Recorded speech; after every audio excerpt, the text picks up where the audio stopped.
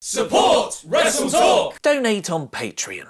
Baron Corbin now has a shaved head, Braun Strowman is invincible, and the latest reason why the Roman Reigns vs Jinder Mahal feud sucks. I'm Ollie Davis, click the eye above my head to vote for what you thought of the show, where you can choose from in Awe, Core, Average, Poor and Bore, as I review the 11th of June 2018 edition of Monday Night Raw in about 4 minutes. Raw opened with the rather ridiculous visual of all the Money in the Bank match wrestlers standing on top of ladders of varying heights, gazing off in different directions as if they're about to shoot the cover for their new Christian rock album. They were all waiting for Kurt Angle to come out, who was quickly interrupted by the Constable of Raw, Baron Baldin. Nope, that doesn't really work. Balden Corbin. Not much better. The lone hair Baron Corbin. We'll stick with that one for now. He really should have lost those locks in a hair versus hair match to elevate another guy though, rather than just shaving it off backstage in between episodes. He not so subtly threatened them all that Stephanie McMahon wants those briefcases coming to Raw. After the break, Natalya, Sasha Banks and Ember Moon were left standing in the now ladderless ring, while Alexa Bliss got a full entrance, meaning she went backstage after the opening segment to just come back out again. Natalya won by making her tap in the sharpshooter in a pretty decent match, particularly from Moon's Dives of Death. Despite quickly beating Breezango here, Drew McIntyre and Dolph Ziggler have lost a bit of momentum after being eliminated first in last week's Battle Royal. Brock Lesnar is now WWE's longest reigning top champion of the modern era. Would have been nice to have had him on the show. Thankfully, we were spared a Roman Reigns vs Jinder Mahal match, just 6 days away from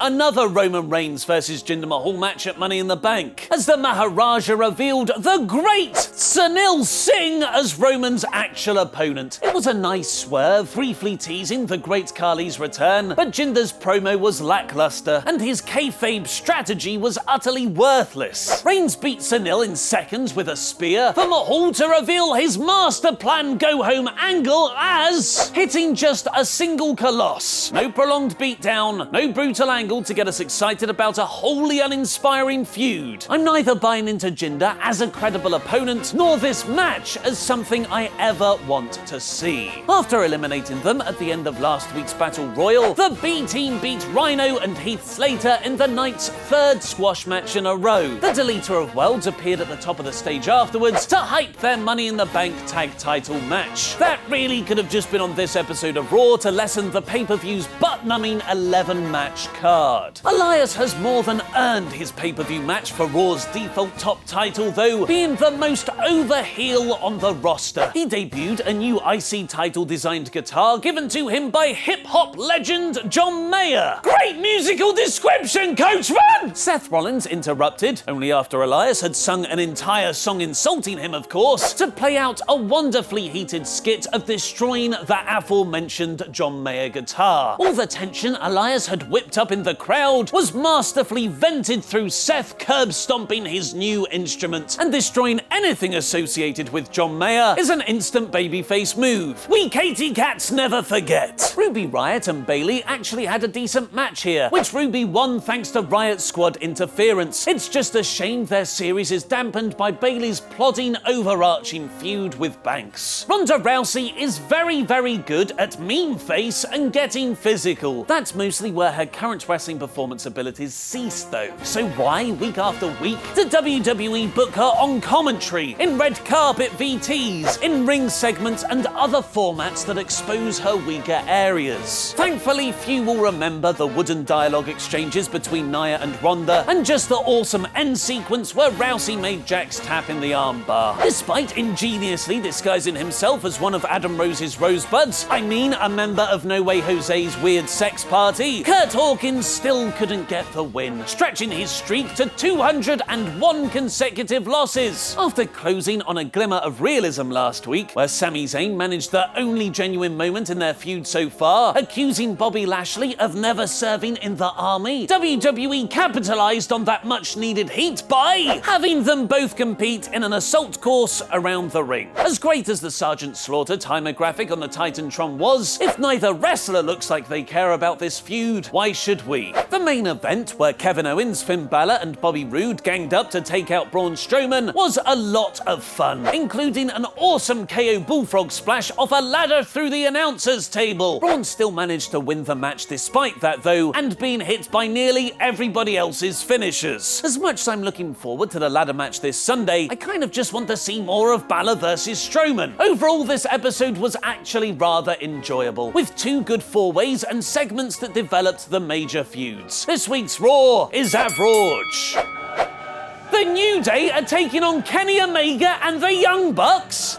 Find out how by clicking the WrestleTalk.com link on screen now. And give us a subscribe to keep up to date with all the latest backstage professional wrestling news. I've been Ollie Davis, and that was wrestling.